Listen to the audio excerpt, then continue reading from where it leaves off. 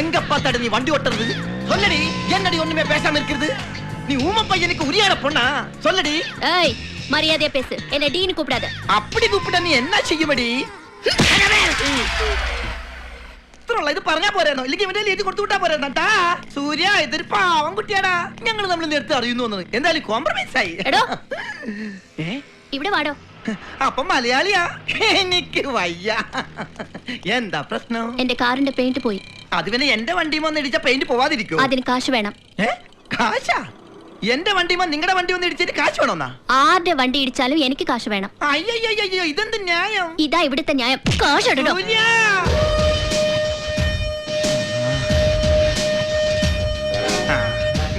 ഇപ്പൊ കിട്ടും. ഞങ്ങള് വണ്ടി സൈഡിൽ ഒതുക്കി നിർത്തിയേക്കായിരുന്നു. നിങ്ങളാണല്ലോ വന്ന് ഇടിച്ചത്. അതെ.